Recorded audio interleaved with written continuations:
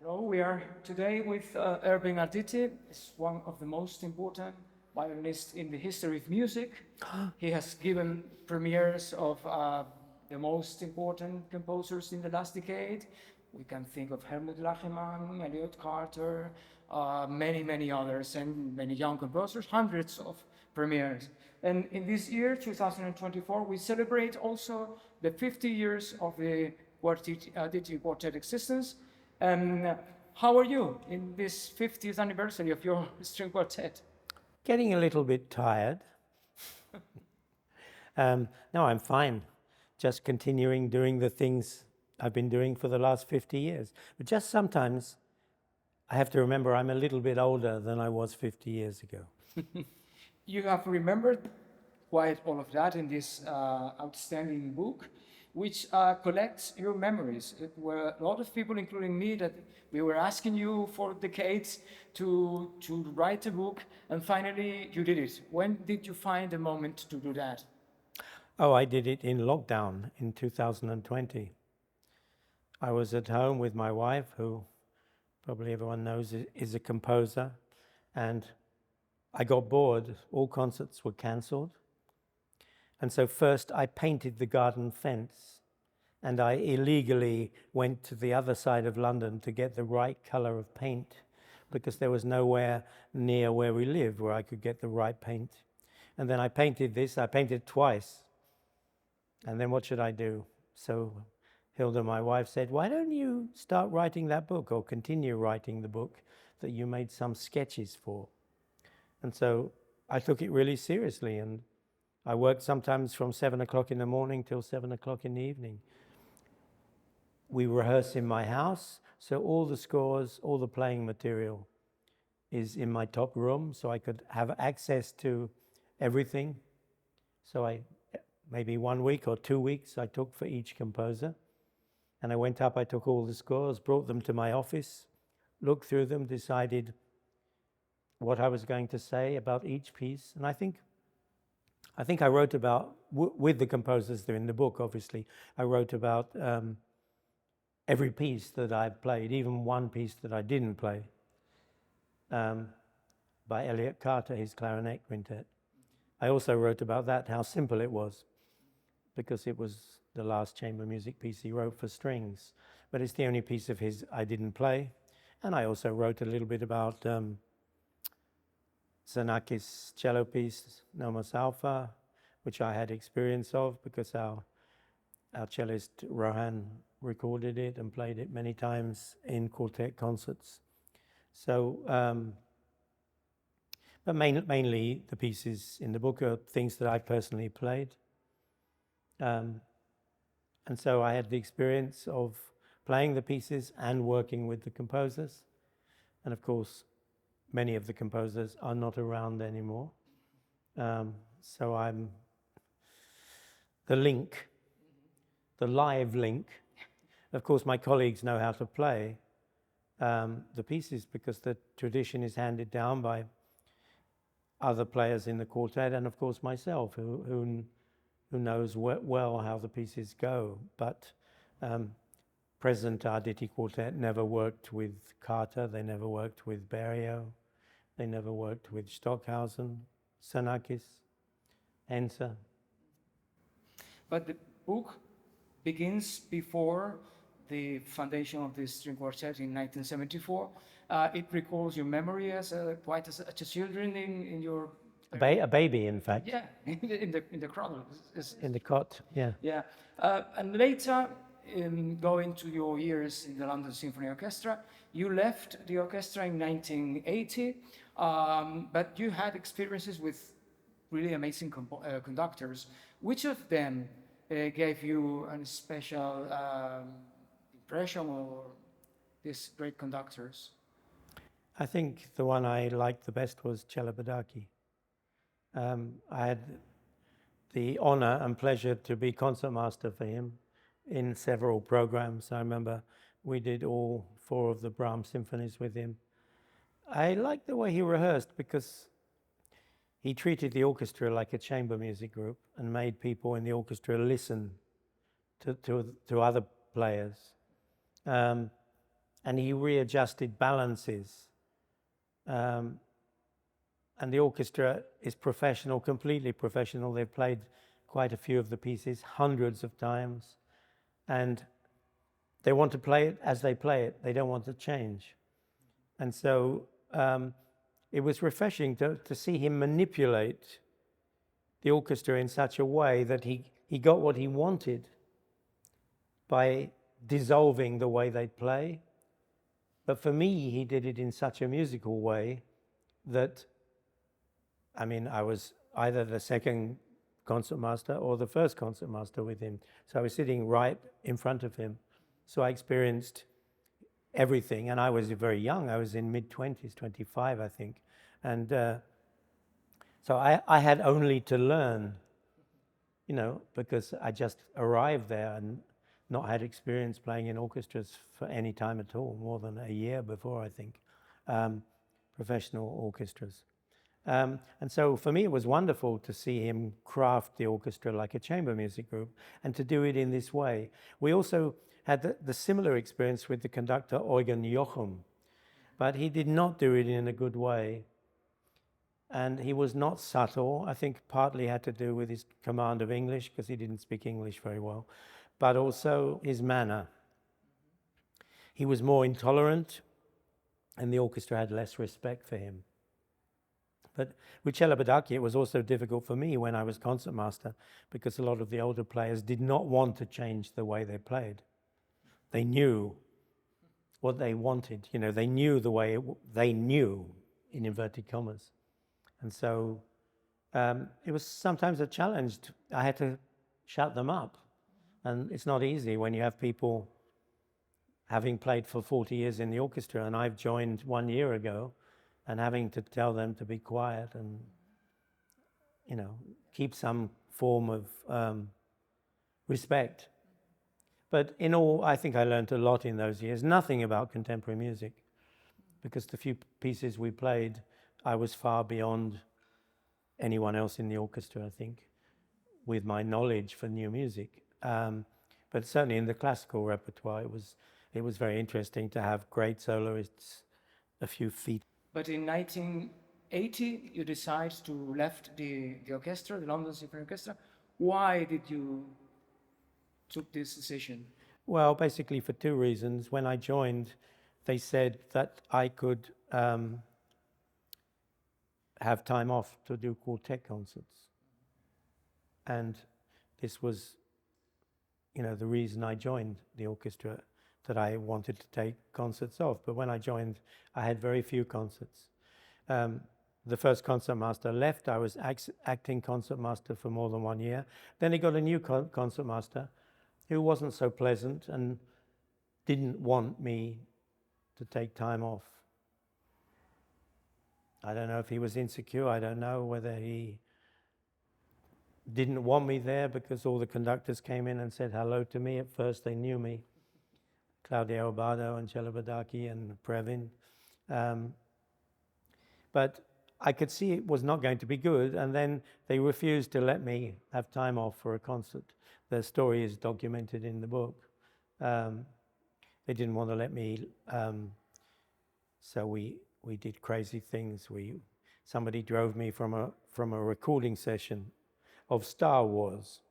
This was so important to them, to have me in Star Wars. And they drove me from the studios. I caught a plane to Dublin, did a concert in the evening, caught a flight back to London, and was in the studio the next morning for their Star Wars. And then basically, I realized that there was no possibility to stay in the orchestra and continue with the Arditti quartet. So that's the real reason I left. But in the early years of the quartet, your first concert was in March 1974. The early years, you didn't have too many concerts. No, because we all did other things. And when, in the early years, also there were changes of members in the quartet. The first one I remember, which came out of the Royal Academy of Music, that was the origin of the founder members. I think it was Rohan Desaram. No, he joined us 3 years later. 77. Yeah. Okay. Yeah. But when did you feel that you had the quartet in good condition for to be dedicated professionally to the quartet? I think after Rohan joined, after 77. Because until then, I was the only new music man. And the other players were my friends, but they weren't sufficiently into playing new music. But they were good and they did it well. But then Rohan also had experience. He'd worked with Xenakis before. And I felt when he joined, the thing was forming properly and that we could go forward and do things seriously. But I never pushed anything. It just happened. It was like a snowball at the top of the mountain. And the ground is quite flat, but just a small incline. And one composer we played, another one, and another one, and they told the other ones, and another one, and another one, and then, bum, bum, bum, bum, bum, bum, bum, bum. And it's a very tall mountain. And the snowball is still going down, even after 50 years. But that's exactly what happened. I didn't plan anything. For me, in the beginning, the quartet was a hobby. You know, I was in the London Symphony Orchestra. I was sitting on the front desk of the orchestra. I could earn a good living without the quartet. The quartet was my hobby. I was in Darmstadt when I was 15.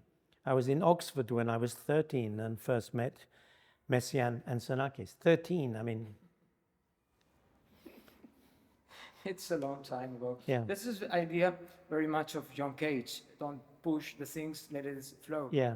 And in the beginning of the quartet, you have written that one of the first pieces that moved you to found the quartet was Ligeti's second string quartet. That is a very special piece for you, like the first quartet, although it's a different thing. But apart from this second string quartet by Ligeti, which other composers in the founding years of the Arditti moved you to create this quartet? I think Xenakis was definitely one. Although I felt the pieces that he had written were not fantastic, but I liked the man, I liked I mean, I knew a lot of his music. I knew a lot of everybody's music. I listened to their music. So if we played a quartet of theirs, like Berio also with the Sinfonie, this was in our first program. And I hand copied the parts so we could play it. And these composers were people that I'd heard their music of. I went to Darmstadt, I heard Stockhausen. I spent 10 years trying to persuade Stockhausen to write a piece I could program in every concert hall in the world. And he wrote a piece that I couldn't program in any concert hall in the world, only above. This guy. And you know, all the stories are well documented in the book, which composers wrote for us, which didn't. And the book actually traces the important composers that we started working with in the beginning, both myself for solo pieces and the quartet. And then it goes on to the middle period where it's just about composers who wrote lots of pieces for us. So after that initial period of 10 years, you know, I have Henze in the book. He didn't write anything, but the story with his fourth quartet and the way he conducted it in the session, because he didn't like what he'd written and he wanted rubato. And we didn't have time to write rubato down because he couldn't explain it very well. So I knew he was a conductor. I said, why don't you conduct it? And he did. And it's different music. You know, it has charm now. And so even though Henze didn't write for us, I thought it was important to include him. I also thought it was important to include Cargill, because Cargill wrote us 2 quartets. I don't personally feel they're such a great contribution to new music, but for me he was important. His earlier pieces more important than the later pieces, in fact. And I don't remember who else we had. I don't think there were many composers in the beginning. Oh, Boulez, of course. He was another one that I asked to conduct. because his libro was so complicated, and I'm beating and giving the tempo for everyone, and he's seeing how difficult it is. There are some composers which didn't write specific pieces for you, like Luigi Nono, but it was later we will talk about Nono. Well, he's one of the most important composers, so he's another one that I have to include because the relationship with him was very important. But which of the living composers you have worked with you miss, really miss, that didn't write a piece for the Arditti Quartet? Well, both Nono and Ligeti were writing quartets for us, were going to. Ligeti was going to write a third quartet for us. He made notes. It's all in the book. The notes are there. I acquired them from the Zacher Foundation in Basel. And the sketches that Nono wrote, less about what he was going to do, just words and diagrams, which I acquired from the Nono archive in Venice. That's all in the book. You know, there are quite a few composers that didn't write things. Magnus Lindberg was going to write a piece and then he felt he couldn't write a string quartet. Situations like that. There are not so many. Most people wrote pieces for us. Of course, I would have loved to have had Ligeti's third and Nono's second, and, you know, other pieces. But, you know, in a way, people did their contribution for the string quartet, I think. I can't think of anyone that I really wanted to write us called Lutoslavsky, but that's in the book. And Dutia also. That's why I put them in the one chapter. Yeah. Both of those, I knew them both very well. They both appreciated the quartet. Lutoslavsky would always come when we played in the Warsaw Autumn Festival. He would always come and say, "Hello, boys," before the concert. The concert was always at 11 o'clock in the morning. And he just told me he had no ideas, but if he could ever write a string quartet, he would write it for us. And also Dutier was planning a quartet with soprano. And I'm sorry that neither of those wrote.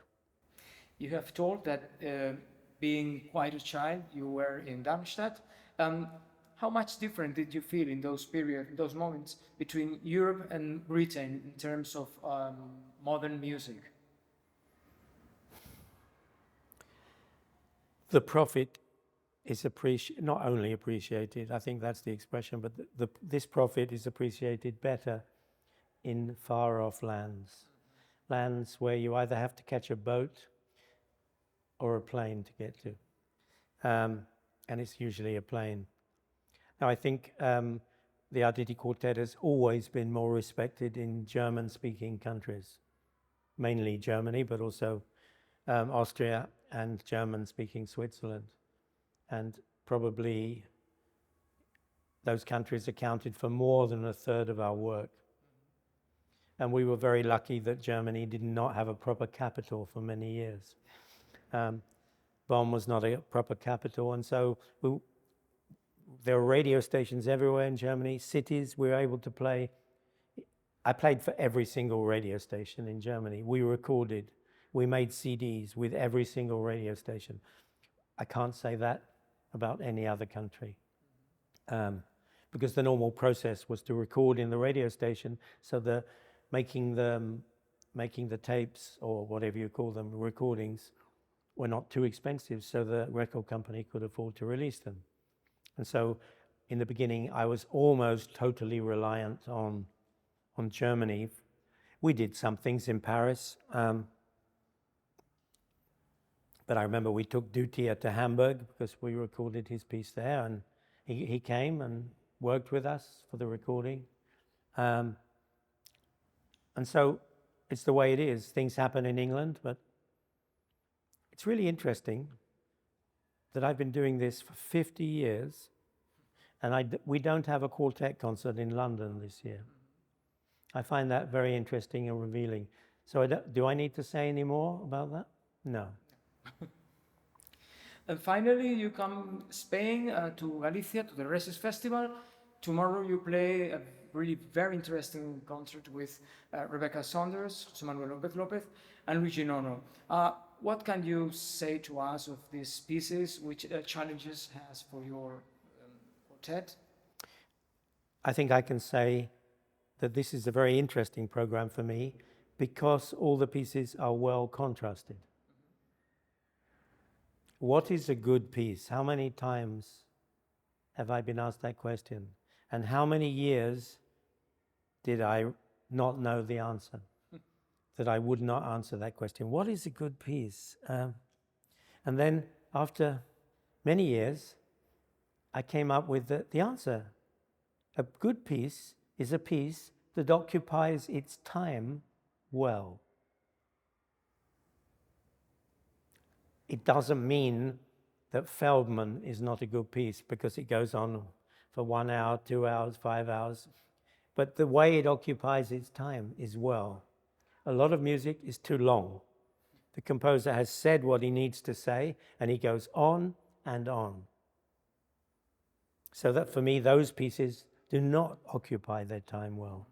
But it can be my styles. Everyone knows my styles are quite open. I don't particularly like minimal music. But apart from that, I played John Adams' violin concerto 15 years ago. But this is not what I was sent on the planet to do. Other people can do that.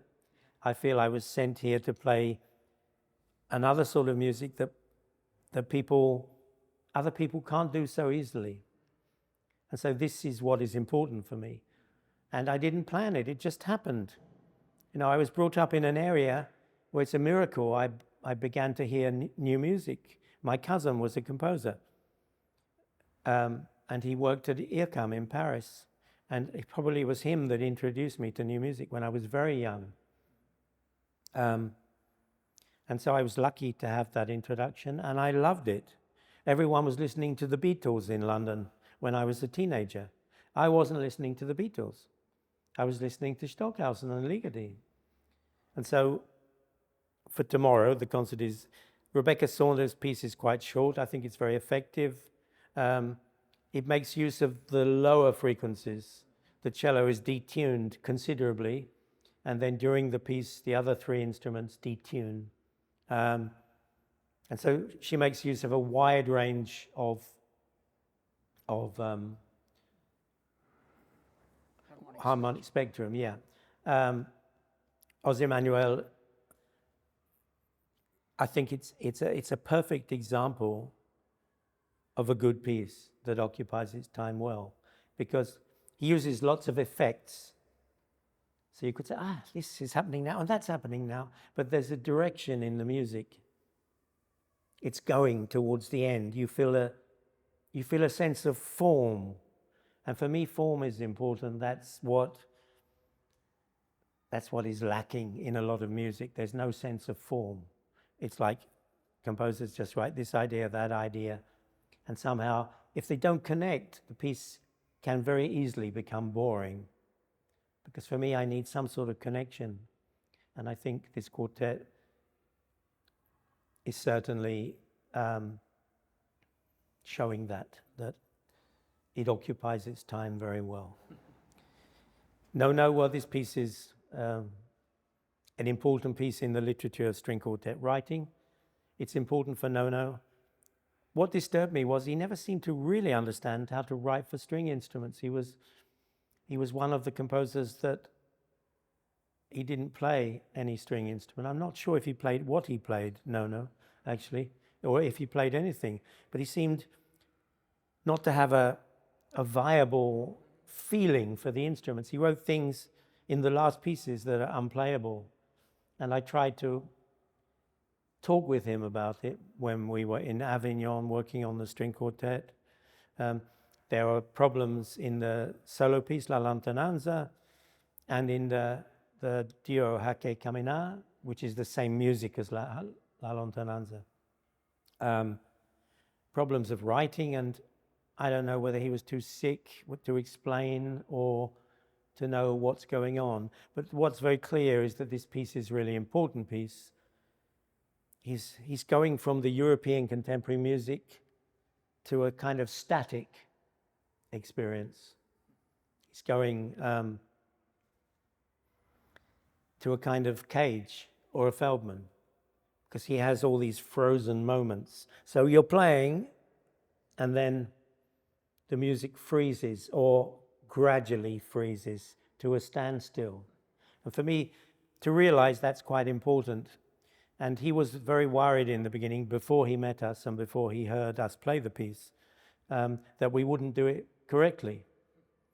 But what he didn't know was that I knew at least 20 of his pieces before I came to playing the Fragmento Stille. And so it was easy for me to understand what he wanted. I think it was not so easy for the La Salle Quartet. And I know from personal experience, having heard stories from other people, that they had problems to create this stillness. They were too agitated. I mean, Nono told me this. He told me after the first, we played the piece about 9 times before he came, and he came to a performance in Freiburg, and he was very tense. And after the concert, he said nothing in the rehearsal. He just said, bellissimo. I said, have you got anything to tell us for tonight, how you would like us to change? He said, just play it like that. This was going through a translator, by the way. Just play it like that. And in the concert, after the concert, he was ecstatic, and he came to me.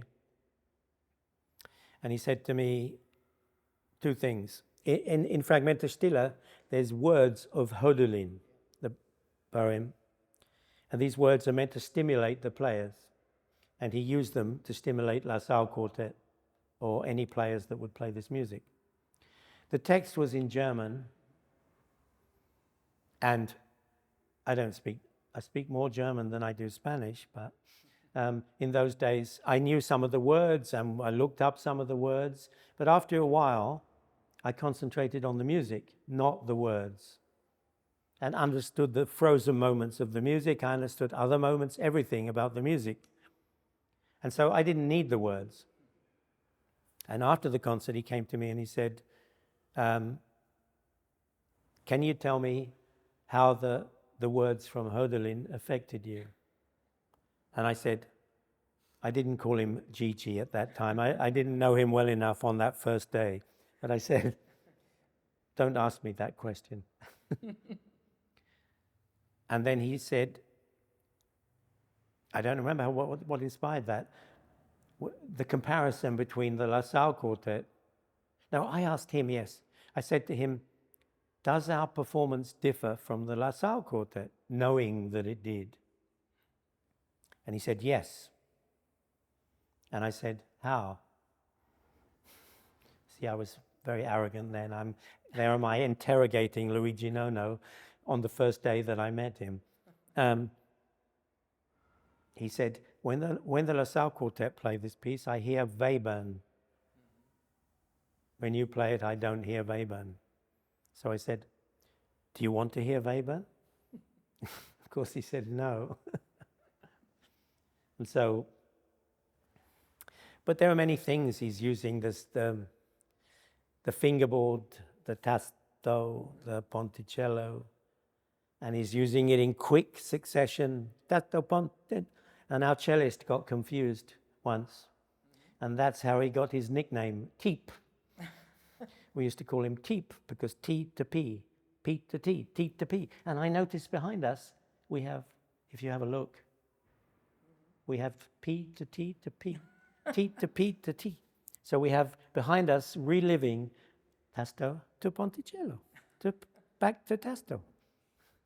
They probably mean something else here, but I don't know what. The secret connections of the word. Absolutely. And Fragmento Stille, you have recorded in that wonderful series of CDs for Montaigne label. And Fragmento Stille is a very open piece in the sense of the fermatas, allows you to change the tempo, the silence. How much different is the Fragmento Stille of the Arditti today than it was in the 80s?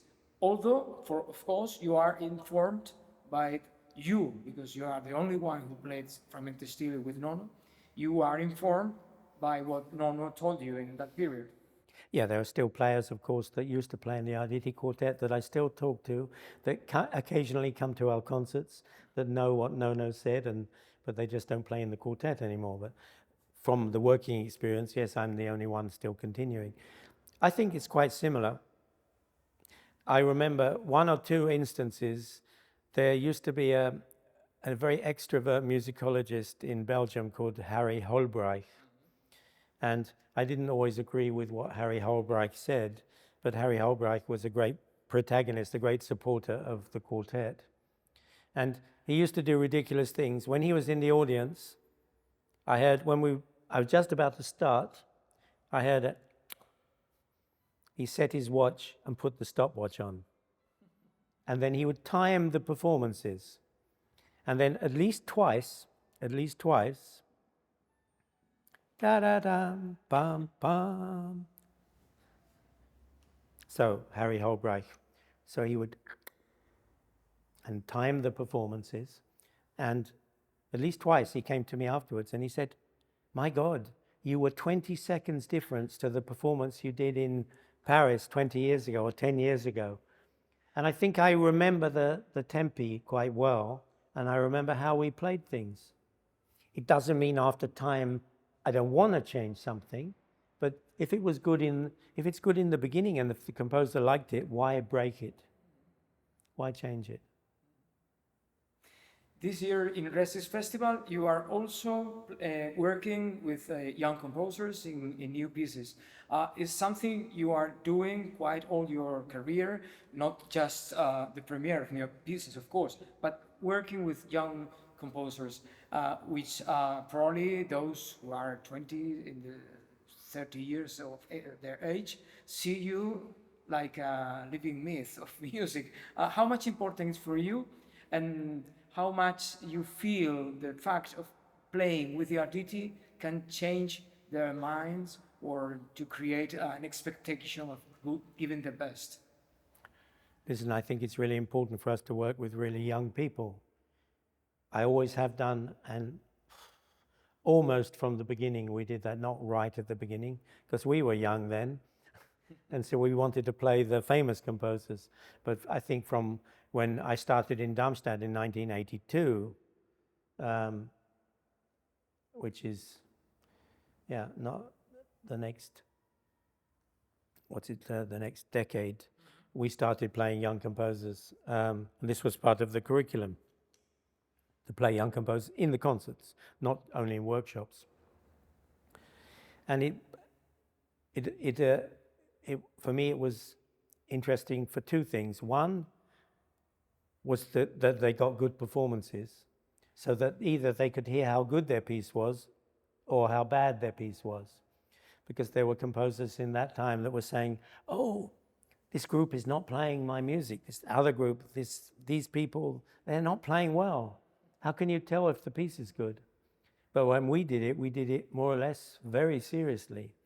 And so if we played the piece and it's not very good, that's very good for the bad composers, so they can learn to be better. And for the other composers, it's really good. They have good performances and they get inspired by what we can do. I mean, it wasn't only us. There were a lot of good new music players in Darmstadt in the 80s. And so we inspired composers to write music and some to write better music. And so it's really important to work with young composers so they have that experience of really professional group. And you have also recorded some time with the orchestra, like the Szenaki's, let's say, violin concerto. Do you miss to play more frequently as a violinist with orchestra? Or? I had to make a decision many years ago. Do I make a priority myself or the quartet? And it's not possible to travel around the world playing alone if you have three people sitting somewhere doing nothing. For me, that's not correct. And so I made the priority the quartet. I now enjoy playing some things alone. Our cellist teaches in the Hochschule in Frankfurt.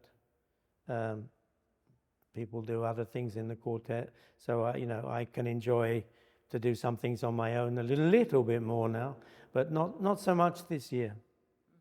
I mean, I'm playing Sonaki's Violin Concerto in Tokyo in the summer, but there's not, I don't have so many solo things to do because the quartet is extremely busy. It's our 50th anniversary. And this year, with the celebration of the 50 years of the string quartet, you have given, like in Berlin, great concerts celebrating this half a century. Which are the next most important events in these celebrations? Well, tomorrow is the next important event because it hasn't happened yet.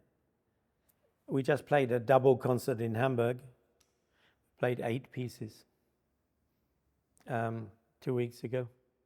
So not only Berlin and now Hamburg in Germany are celebrating our anniversary very strongly. The Berlin concert was 50 years to the day of our first concert in the Royal Academy of Music in London. But, the next most important thing is the thing you do. Somebody said, what is the most important piece you've ever played? And the answer is the one I'm playing at the moment. Because you have to concentrate your energies on what you're doing. And you have to make the piece good. You have to make the interpretation good so listeners can experience the best of the music that's written. Scores don't make sounds. You can look at them, but you can't hear them. But you have told me that in Vienna you have really a great event with new pieces. Which composers? Well, there are 4 composers in Vienna. One is Chaya Chernovin, the other is Sarah Nemtsov.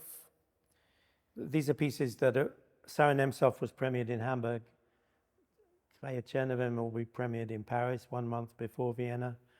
And Hilda Paredes will have a creation in Vienna, and so will Stefan Prinz, a noise composer who I didn't like at first, but I warmed to him and his music and decided we had to be as open as possible. And so I'm very grateful that he's writing a piece at the moment for us.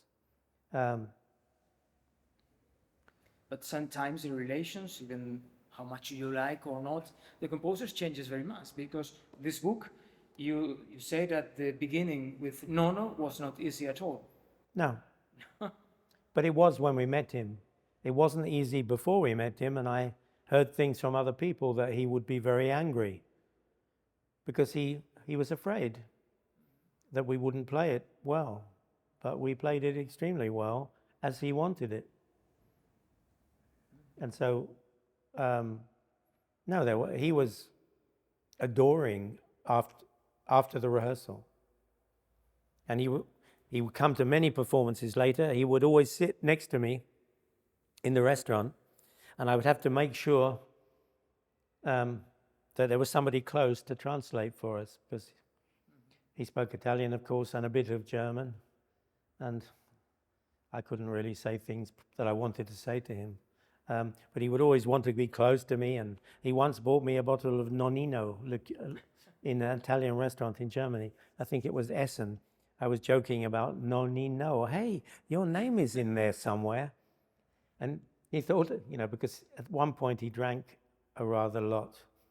And so he thought I didn't really want the schnapps or whatever it was, but he went and bought it for me and offered as a present at the end of the meal, which was very nice of him. No, I was very saddened when he got sick. So after our contact, our relationship was marvelous. It was only before that he was telling people, oh, if the Arditti Quartet play my piece less than 30 minutes, I'll cancel the performance. I could probably play that piece 50 minutes if I wanted to, because we know how to expand time, as I said. Time. There were 50 years of the Arditti Quartet. Are you ready for another 50 more? I'm not sure I'll make another 50. I'm not stopping yet, but... Do you feel strong now? Yeah, strong enough. Okay. So tomorrow we are going to enjoy really a lot. We are very pleased. You are for the first time in Galicia.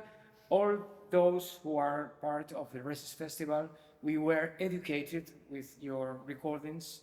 You can't imagine how much you are for us as listeners, many composers, players, and you have expanded our knowledge of music. So we are really happy to have you and Ralph and a short Lucas, the nowadays string quartet. And so tomorrow we will have a really celebration of music with you. Thank you very much for these memories. And the one who wants to go even deeper in these memories and many more, this book, Collaborations, recalls really outstanding moments in the history of music.